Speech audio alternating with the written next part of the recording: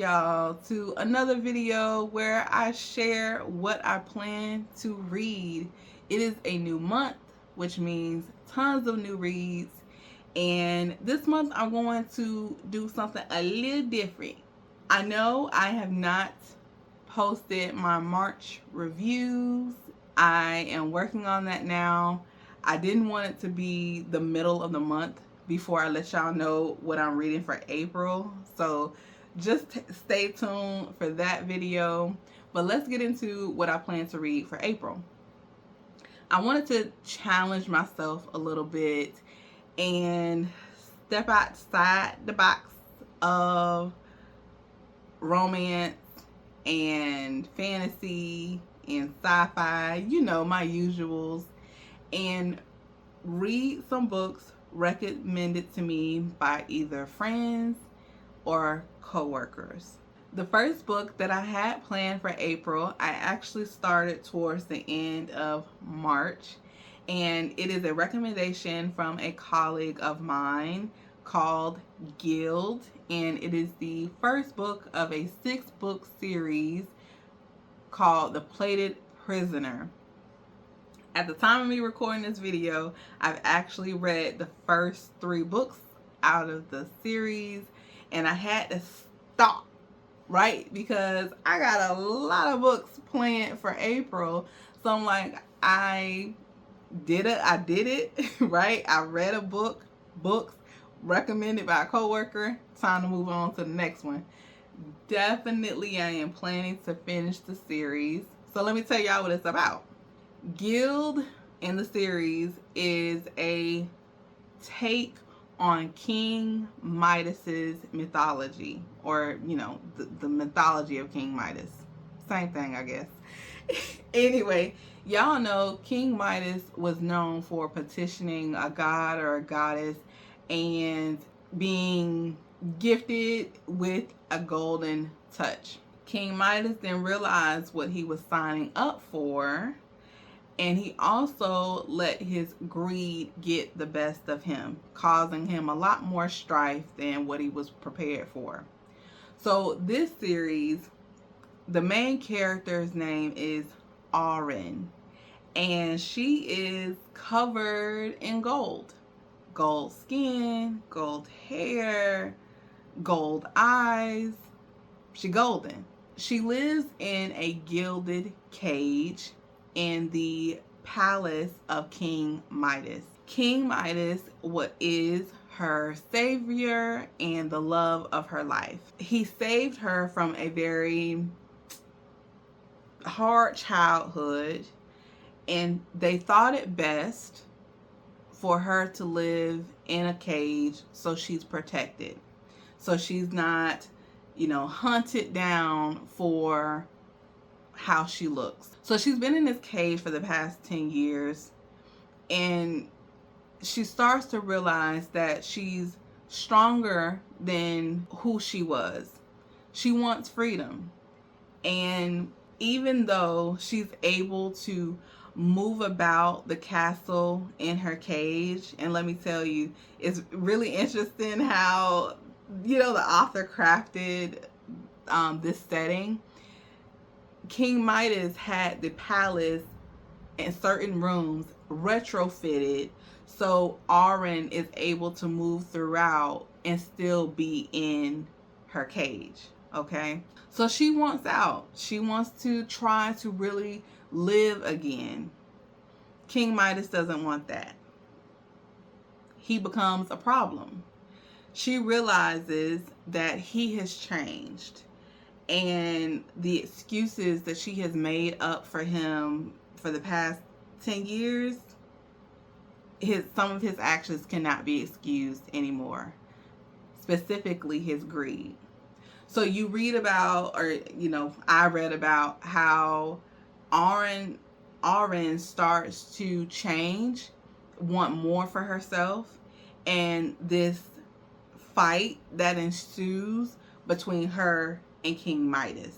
I will say I almost gave up on the first book because there is a lot of misogyny in it.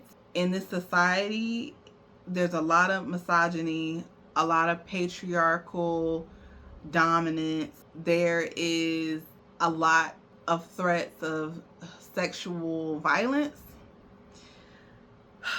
I almost gave up. What has kept me invested in finishing, and again, I've read 3 of the 6 books, is seeing how Auren starts to take back her power and the efforts that she is going to go through, and trials and everything to free herself. So yeah, that I definitely will say, with that warning, right?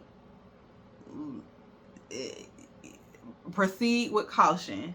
But so far, I am liking the series. I'm liking Auren. I'm in it for her. I'm in it for her and the people the characters that are rallying around her to support her in her efforts to be free of this greedy king.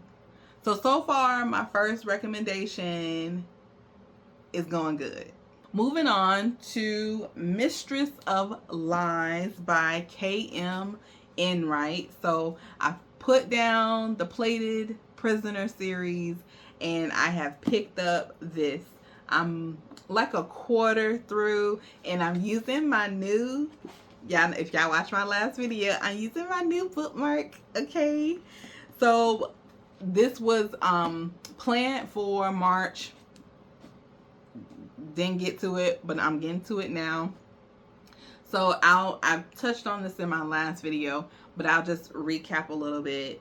So in this book, Sean LeClaire is a blood worker. Blood workers are born with the ability, the magic to manipulate. How do I explain this? Because in this, I will say the plot kind of, once I got into it, the plot kind of took me back with how these characters are able to use blood. If anyone has seen it, y'all know I'm a TV girly, I'm an anime girly, so some of y'all might know what I'm referring to. If anyone has watched the Avatar series, Katara was able to obtain or get the technique to do blood bending. Okay? In this series, blood workers are able to kind of do a form of blood bending on top of using blood for magic, for alchemy. An example of this is Sean is able to have a garden where she uses blood, magic, alchemy to make the garden grow and for it to be maintained. She is able, in the society, blood workers are able to procure, they're supposed to be procuring blood through legitimate means. People donate their blood in the form of blood taxes.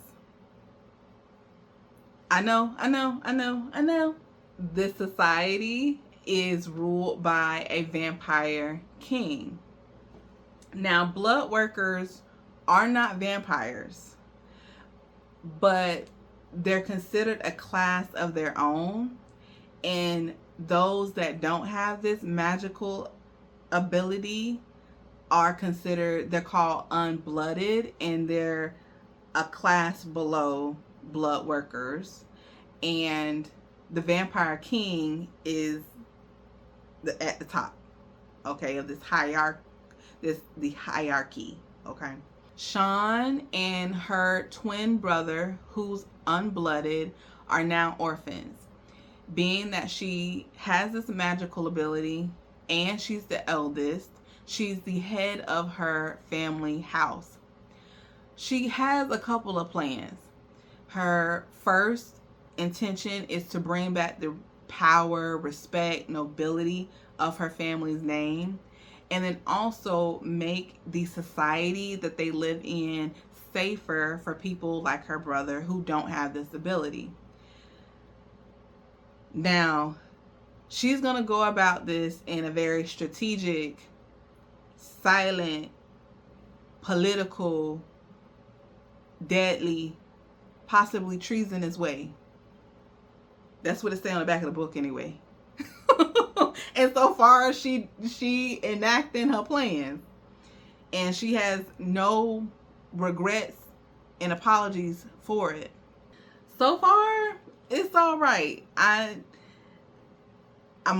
definitely gonna. I rarely not finish a book once I start it. I just have to get past how fundamental blood is used throughout like their whole society. Like, I've just never seen or read anything like it. So yeah, I'm just gonna see how it goes. Cursebound is my next planned read for the month of April. It is the second book in the Feybound series. This is one of the books that were on hold for me from the library. Feybound, the first book I read last year, thoroughly enjoyed it, gave it a 5-star.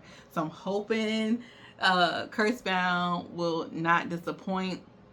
Auren and Lettel are elven sisters that live in a time and on a land that has seen many wars between the elven clans for thousands of years for various reasons.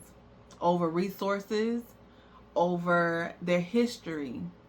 In the story, the author has introduced Norse mythology with African storytelling. The elves are the only remaining race, so they think. The Fae have not been seen in a millennia, and humans no longer exist. Auren, the eldest sister, is a former warrior, and her younger sister, Lettel, has the ability to prophesize. The sisters are on a journey, and not an easy one. They have to figure out how far will they go in the name of their clan, for themselves, for each other, and what will they sacrifice to stop history from repeating itself and righting the wrongs of the past. Next up is another much awaited, much anticipated read, and it is A Drop of Corruption by Robert Jackson Bennett. The first book, The Tainted Cup, I read last year, which was my first read from this author, and it was a 5-star and one I thoroughly enjoyed. This series is a high fantasy that has a take on Sherlock Holmes and Watson. And when I tell you it's high fantasy, it's high fantasy. The political structure, societal structure, magical structure that the author weaved is like one I have not seen in a fantasy series in a while.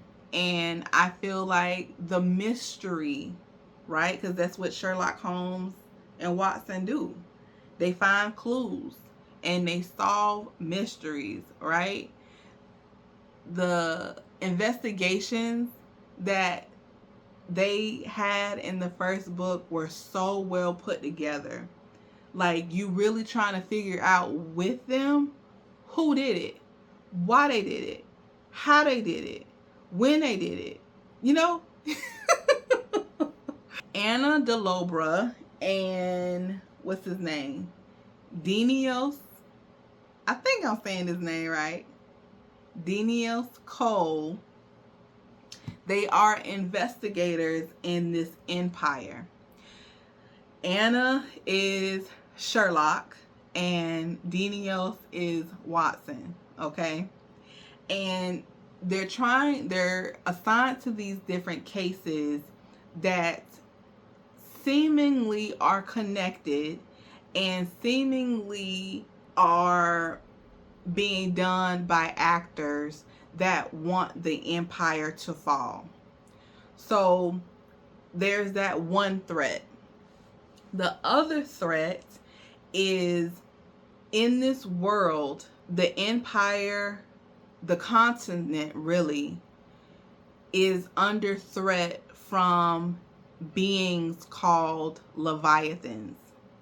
Just like, in the Bible, almost, the Leviathans are these huge creatures that can come upon land and be a threat to humans. This empire has taken measures to try to protect its borders from these Leviathans, but also, if they're able to take down one of these Leviathans, they're able to use their remains for magical purposes. I mentioned in my first review that this series gives me Attack on Titan / Full Metal Alchemist vibes. I think that Anna and Denios are such a great pairing. The plot makes me want to have my pen, my notepad out, so I can take note of all the evidence that's being collected, the timeline of things, and the list of suspects. All right. So let me stop talking about it so I can get to it. All right. So let me move along. Finally, to another recommendation, and this one from a very close friend, and it is Watership Down by Richard Adams. She let me know that this is a book that I should definitely have in my reading repertoire. It is a classic and a very impactful one. And I have never, before she told me about this, I had never heard of it before. She warned me that it would be intense and I should read the book before I watch the movie adaptation for it. It was also like, what is the word I'm looking for? Like, I guess the fact that this is intense was also confirmed, like doubled down, when I went to go pick this up. The librarian was like, oh, like, I'm like, oh, I heard that, oh. So let me read the synopsis. Set in the Hampshire Downs in southern England, an idyllic rural landscape, this stirring tale of adventure, courage, and survival follows a band of rabbits in flight from the incursion of man and the destruction of their home. Led by a stout-hearted pair of brothers, they travel from their native Sandalford Warren through harrowing trials to a mysterious promised land and more perfect society. So I'm looking forward to seeing, how impactful this is, how eye-opening this is, and sharing my thoughts with you all after I read it. Black Shield Maiden is a book that I've had since February. I actually had to turn it in and put in a request for it again because I really want to read it.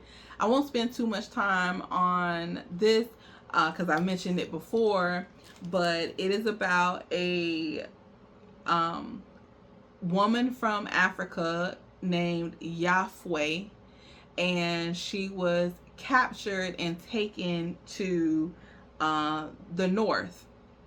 She becomes a shield maiden, and she's fighting for her freedom and the freedom of a Viking princess. The last two are recommendations from another colleague, and both of these came from her. The first one is the Heaven and Earth grocery store. It says, in 1972, when workers in Pottstown, Pennsylvania were digging the foundations for a new housing development, the last thing they expected to uncover was a human skeleton. Who the skeleton was and how it got buried there were just two of the long held secrets that had been kept for decades by residents of Chicken Hill, the dilapidated neighborhood where immigrant Jews and African Americans lived side by side, sharing ambitions and sorrows. Chicken Hill was where Moshe and Chona Ludlow lived when Chona ran the Heaven and Earth grocery store, which served the neighborhood's quirky collection of blacks and European immigrants helped by her husband, a Romanian born theater owner who integrated the town's first dance hall. When the state comes looking for a deaf black child, claiming that the boy needed to be institutionalized, Chicken Hill's residents, roused by Chona's kindness and the courage of a local black worker named Nate, band together to keep the boy safe. As the novel unfolds, it becomes clear how much the people of Chicken Hill have to struggle to survive at the margins of white Christian America, and how damaging bigotry, hypocrisy, and deceit can be to a community. When the truth is revealed about the skeleton, the boy, and the part the town's establishment played in both, McBride shows that it is love and community, heaven and earth, that ultimately sustain us. So my colleague said that this book she has reread several times, and she shed tears, and it's very impactful. And she was like, you have to read this. I want you to read this. So it's definitely my intention to do so. In this story, there are 6 passengers on a flight, right? They're getting ready to go where they're going. And an older woman gets on the plane and singles out these 6 passengers and tells them when they're going to die. My coworker let me know that she was so upset at this lady at telling these people when they were gonna die. Like, she was very passionate about, like, how could she do something like that? Because then that's more than likely all that these characters are gonna think about. Like, this is when I'm out of here. This is when I'm gone. So how am I gonna spend my last days? And also reflecting on how I've lived my life. Like, can you imagine? Can you imagine? Like, would you want to know? No, I wouldn't. Don't tell me. I wonder if I am going to share my coworker's frustration with this lady and the influence that she has now had or will have on these other characters' lives. Like, by her telling them, has she ensured that their actions are now going to lead them to their deaths, right? How much is fate and how much is free will? Those are the reads that I have planned for April, definitely a emphasis on plan. Let me know down below what you have been reading or what you plan to read for the month of April. Okay, let me know if there's any recommendations I need to add to my ever growing list. Thank you for tuning in for another video. Definitely leave a like if you enjoyed the time we spent together. Consider subscribing if you're new, and if you're returning, thank you so much for coming back. Until next time, stay safe, be blessed, and I will see you in the next one.